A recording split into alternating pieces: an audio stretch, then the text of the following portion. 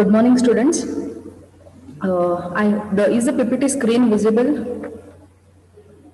Yes, ma'am. Yes. Yes, ma'am. Okay. So in the last session, we have just seen the introduction to forms. Let us quickly revise the initial part and then move ahead with examples of how to create a form. So remember, for the form tag, again you need to mention it in the HTML body. So in the HTML body, whenever we need to create a form, we need to follow certain attributes, especially if you have the intention of transferring the data of the form to the server. That is, you want to send it to another database. You want me to store it in some database to another server or to another machine. So then how, in what form do we want to send the data? That is important. If you talk about data that is very sensitive, when we talk about the debit card, credit card details or the passwords, so we know that we need to make use of methods. And in the method we have two types, the get method and the post method. So let's quickly go through this. Remember, for the form tag, you start with the form, which comes again with an opening and a closing tag. Inside this form tag, we will be writing the statements by which we want to create the widgets, where like the text box, or you say the drop down list, the radio buttons, etc. Then for this form, it takes two parameters or two attributes. One is called as the action attribute.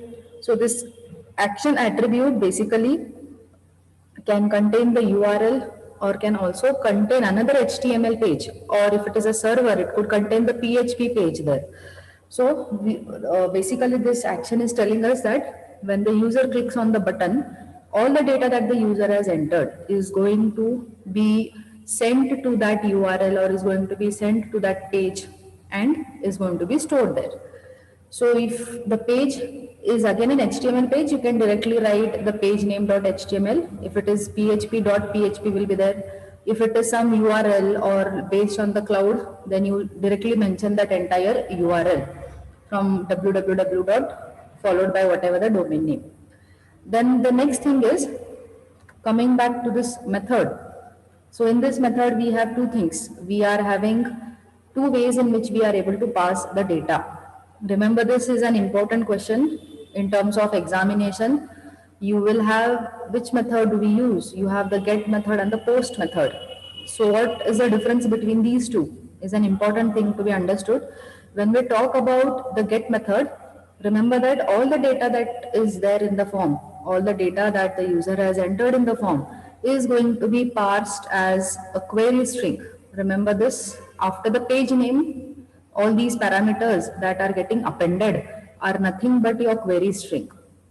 So if you are making use of sensitive data, we tend to skip the get method and we go for the post method. In the post method, there is no query string. So whatever data is being sent will be encrypted, will be enclosed and then will be sent to the page or to the respective server. So after this, after seeing this form structure, we have reached so far. We have created the form tag, action, just I've mentioned the random page. Method can be get or post.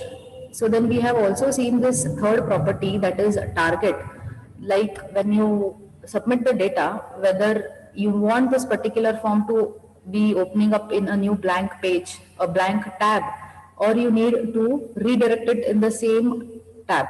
So this target we have seen before, you can specify either blank or self, or you have top and etc. So we most of the times, if you want to open it in a new tab, you go for the hyphen underscore blank. After this, the next thing is inside the form, how do we create the widgets? How do we create the tools? Tools are your text boxes, check boxes, radios, radio buttons, scroll, drop down list, all these elements. These are called as the input elements when it comes to HTML. So for that, we have the input tag. Again, this input tag will come with it has a lot of variety there. It's not like you just specify a text box or just specify a radio button. You can see here in the list, you can have n number of different input types. So now based on what kind of a form are you creating and based on what input you are expecting from the user. Okay, so that you will have to mention the input type accordingly, you will have to mention. So most commonly that we use is, we for a button especially, you need a button. In the button also you will have again like reset buttons or submit buttons, or maybe a customized button wherein you just give a text on the button like okay, cancel. So that input type basically is a button. Then you have checkbox, most commonly used. Again, you have passwords and radio buttons. Then you can also go for date and time. So here are the list of various input types that are there in HTML. Then let us have a look at the syntax. So the most commonly used would be a text box to get any input from the user. So basically, you know that a text box is a rectangular horizontal box that is displayed on the browser, and it can take up to 20 characters. Now, what important is specifying this input type. Okay, so input type, what kind of an input you want, that you need to specify here. Whether it is for a text box, it is a text. For a radio button, it is going to be a radio. So likewise, based on what element or what widget you want, you need to specify the respective input type. Now this input types will have again attributes, okay. So which are the most commonly used attributes that they have? Type basically indicates what type of an control we want, whether it is a radio button, checkbox, etc. Then we give a name. Okay, for that particular input type, we need to give a name. So why is this name given? Name basically will be used at a point wherein you are requesting data from the server, or wherein you are trying to send data to the server. So we will make use of JavaScript there. Suppose you imagine a text box is there and you have entered your name there. That name has to be fetched. So we want to make use of JavaScript. So for that, we can say that you fetch the respective details by name, or another possible field would be the very best possible way. Instead of trying to fetch the details with the help of your name attribute, you can go for ID. Because remember that in HTML, when you try to give the input elements and you try to specify the names, there is no restriction, as in the names could be repeated for the input types. If you have two input types, one is of radio button and another is of a checkbox, the names for both these input types can be same. The browser or the server will not give you any error that you have two variables declared of the same name. You will not get this error. So the better way would be to specify an ID. ID will also work similar to a name, wherein the important thing, the most important difference here is ID is going to be unique. You cannot repeat the IDs for more than one input controls. So whenever you specify the ID, they are going to be unique for all of the input types that you specify. So we can also fetch the details that are entered by the user using the ID. We can say that get element by ID rather than saying get element by name. So we will see this in JavaScript. So another property is name. Then you have value. Value is what initially when you load it on the browser, by default do you want anything to be displayed in that text box.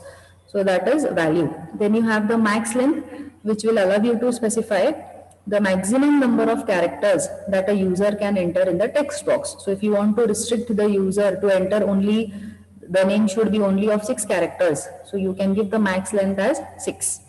Now remember that apart from the type attribute, all these three, name, value, max length, ID, are all optional. Even if you do not specify this, the functionality that is given by that input element will be the same. Okay, it is not like if you do not specify it will not work. It will work. But whenever we try to code and develop HTML pages or web pages which are said to be at a professional level, these things, these attributes will definitely be used, because that expands the code readability.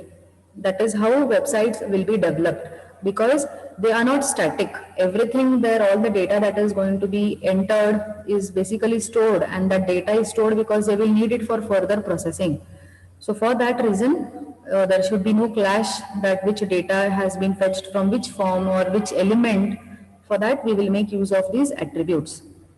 So remember that you have attributes like type, name, value, max length, as well as ID, which will help you to uniquely identify a particular input type. Okay. The next thing we have is you must be aware that whenever you enter passwords, you can see that the password basically is not visible to the user, that is the person who is trying to enter also. You will be able to see it in terms of an asterisk or in terms of a bullet. So whatever you enter is encrypted there. So for that reason, you can go for specifying the input type as password. This is one of the input type. Then next thing we come across is the labels. So what are these labels for? Labels basically will just be a static text. Okay. So even if you do not specify the labels and directly give the input types, that is fine. But label will again help the user readability. So it will tell that this input type, you can observe this line, this is basically I'm creating an input type, that is I'm creating a text box here for a phone number, to accept the phone number. So if I have a label here as phone, it means that I'm creating a label and the text will be displayed, and beside that we will have a text box. So let's quickly move to one simple example now. So this we have seen in the last session that we have created this form and just the action part, and this method is given here. Now inside this, let me first try to just have one text box and one button. So for that, I will not specify the label first. Let us just see how if we create a text box, how it is visible to the user and how the readability is. So I will say input type. So since I'm creating a text box, I'm going to specify as text. Now here, let me give the initial value for the text box also, and also give the name and ID. Okay, so I will say let the name for this text box. See, since I'm trying to accept the first name of the user, I will give the relevant name as fname. I will specify an ID for this, and the ID and the name field, again they can have the same values. Then let me specify another thing, that is a value. So let me give the initial name as Amar, and I'm going to close this. Let me just save this and check it how the output is going to be there. See, this is a text box. Now value, when I had specified initial value, it is getting displayed. So if I need to type something else, so you can also do that by taking it off. Now if I refresh it, again the initial value is getting displayed. Now what I will do is I will make this blank, meaning let the value field be present but let it be blank initially. Then let me now what, instead of directly starting, if this screen is displayed to the browser, okay, any browser, you imagine it in terms of those people who are not technically sound and who are just trying to access your web page. This will not provide any readability for the user. He will be a little confused as to just a rectangular box is appearing.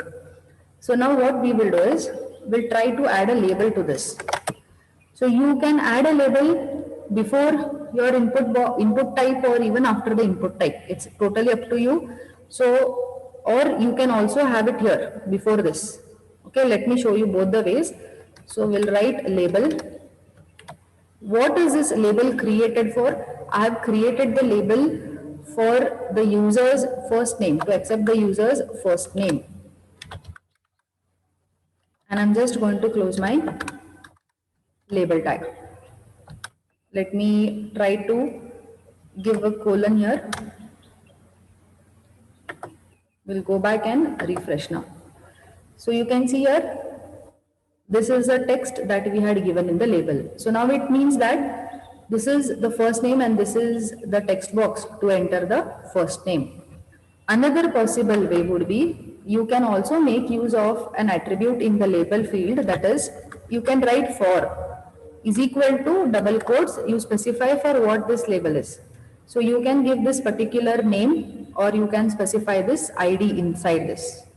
Even that will do. Or you simply directly just write this label. Another possible way, what we will do is, we will remove this from here and I will put it inside my label tag. I'll nest it inside my label tag. Okay. Saving this and refresh. So even this is possible. So there are multiple ways, whichever you feel you are comfortable with, you can go for that. Remember the input tag here, how it is ending. It is a singular tag and you need to just specify a slash and then have the right angular bracket. Now let us look at a complete detailed example of the different input types. The example is ready here. First, I want you to have a look at the output. Okay. So have a look here. I have created a text box. This is the label. Okay. I have taken it on the next line, which means I have specified a BR tag here. So this is the name with the initial value. Then I have a password text box, password type of a text box. So whatever text I enter here will not be visible to the user. Everything is in encrypted form here. Then I have radio buttons, right? So 2 radio buttons are there. So what is the functionality of a radio button? Whenever you have a group of radio buttons, you are allowed to select only one from the group. You cannot go for selecting multiple radio buttons. So for that, we need to specify a group. Whenever we specify a group, it means that from that group, the only one selection is allowed to be made. Next thing, we have checkboxes. So checkboxes allow multiple selection. Then I have taken another input type as a calendar here. You can see the calendar gets displayed and you are able to choose a particular date. Then we have email. Okay. So this email comes with validation. That is, if I try to enter anything apart from this format, when you click on the button, it will give you a prompt. Then we have file upload. That is, whenever you want to upload any image or a file, you can click on this and the browser window will be opened and you can select whatever you need to upload. So this is another input type. And then I have 2 buttons. Submit will submit the data. If I click on the reset, all the values will be cleared. So let us see how we can create this. See, you observe the browser now. There is no proper formatting. I have just displayed it and there is no alignment. There is no beautification. Everything is just put up at one left corner there. So let us first see how we can create. Have a look at this example. At line number 4, I am creating a form. So you can specify the respective page here and the method also, get method or post method. Then I have created a label for the name and I have given a BR tag because I want the input type text to come on the next line. Then observe the type here, the type is text, names is specified, ID is specified and the respective value, the initial value that has to be displayed is also specified. Then I have given a BR tag again because I need the next widget to come on the next line. So the next widget is again password. So for the input type, now I have given as a password, which will, whenever you specify it as password, it will see that the value entered by the users are encrypted. Again, I have given an ID here, then name is given. Now observe, in all these things, ID and name are same. What you can do is, if you have decided to fetch the values by name, you make sure that you use this. Okay, this you will learn when we come with the PHP chapter in the 5th unit, where this name is used, where how JavaScript will try to fetch it. Then I have given the ID because ID will be unique. ID cannot be repeated in the form. If I change the ID here to PWD also and then I try to fetch it, there will be a clash. Wrong values are going to be updated in my database. So I have given ID, I have given the name. Next, I have created a radio button now. For the radio button, what I have done is, first we need the circle. Okay, first we need the circle. We do not need CSS first and then the circle. So first this button is important. So for that, first I have taken the input type as radio. Again, I have given the ID for that. Name I have given as favorite language and the value. Now the value here is what happens is when this particular button is clicked, when it is selected, what value should be stored in the database? That is important. What value should be passed? What happens here when we enter a name, that value is stored. Similarly, when we click here, this value needs to be updated in the database. CSS value needs to go in the database. So for that, I have again made use of this particular value specified and also the ID attribute here. Now this is the label. Suppose I will take this label of from here and I will put it before my input field. Okay, we'll save this, go back and refresh this. So now you can see here, I'm getting the label first and then I'm getting my radio button. So for that reason, I have put the input first and then the label. Now you need to observe these statements, okay, which I am highlighting here. Remember that whenever you make use of radio buttons, you have to ensure that user is able to select only one. He cannot have multiple selections of radio buttons. Multiple selections are not allowed. You must have seen in the forms, especially radio buttons, when they are used, they'll be used for asking you which gender you belong. So you have female, male, others.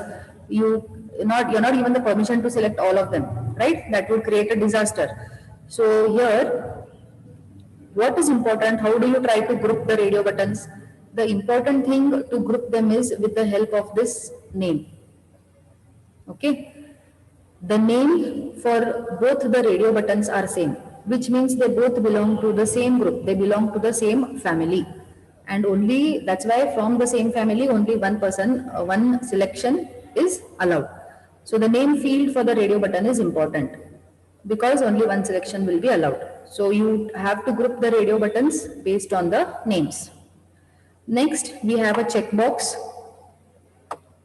So again, you observe for the checkbox, first we need the square to tick and then we need the label for it. So likewise, here I have given input type is equal to checkbox, ID is given, vehicle 1, name also is the same and the value is bike. So this is the label, right? I have a bike. Now whenever the user clicks on this I have a bike is for the user's readability. But what value is going to be stored in the database? So that again depends on if you try to fetch it by ID or you're trying to fetch it by name. And the value that I have given here is bike. So the second two more radio buttons we have with different IDs and different values that they are storing. The different type of input field now here is the date, which will display a calendar. So the input type here is a date, again in small case. So for that also I have taken the ID and I have also given the name. Then we have, okay, the next one to select a file, that is this field, okay. This one, this is select a file. Also email is there. So this is the type email. Just see the types, then you have the file. These are all keywords. Whenever you specify this, the respective input type will be created. Then two important things, how do we create buttons? You can specify the value to be, for the button to be a type of submit. Okay, input type submit means when you click, the data is submitted, or you can go for a reset type. If I do not specify this value, let me remove this value from my button. Okay. These two last statements, line number 36 and 37, are for creating the buttons. So now I have removed the value there, submit. Let us go back and again refresh this. So you can see here, whenever the user does not specify the value, by default it will take as submit. Suppose, let me write here value and let me give a type as, let me just say okay. Let us see if we get this text on the button. Now you see the button, the text on the button has changed. So value is going to tell you what you want to display on the button. By default, if we do not specify anything, if we just write this much, this will be treated as a button of type submit only. This is the default text that will get displayed. Okay, so I have a doubt here from, okay, she is asking me ID and value. It will store in the database, not in the form. Yes, see the values will not be stored in the form, but we are making use of these attributes for one reason, that is one possibility to store it in the database. Another possibility is you must have observed sometimes the data from one form is fetched and is displayed on the second form. Okay. So there, for that purpose, we are making use of these attributes. In this particular form, it is not stored, but it will help us to identify. That is the purpose of making use of ID, name and all these things. Okay, and how calendar has come? For calendar, here we have the input type, no? See, this is for calendar. If you want to have a calendar, you need to specify the input type as a date. If you give date, the calendar is going to be displayed. Here, this is the calendar. I have given the input type as date. So now what is the thing is, sometimes, okay, I'll just tell you in short, one HTML form I have created. What I'm going to do is here only I'll create another form. And all the data that is entered from here, no, that I will try to fetch. And that I'll try to display it on my second page. So we will do that. You also have a journal term work on that thing. So that time you will be more clear as to why we are mentioning ID, name and all these things. So, but at least you are sure now, you have learned programming languages and you know that whenever we even make use of the term ID, it is something which will uniquely identify, uniquely identify that attribute or uniquely identify that particular property. So for that we make use of these fields. What is important for you all is you need to go through this, the different types of input types. You can see here, if I let us try to have, let me make use of this color now and see what change does it happen. Instead of date, let me write as color.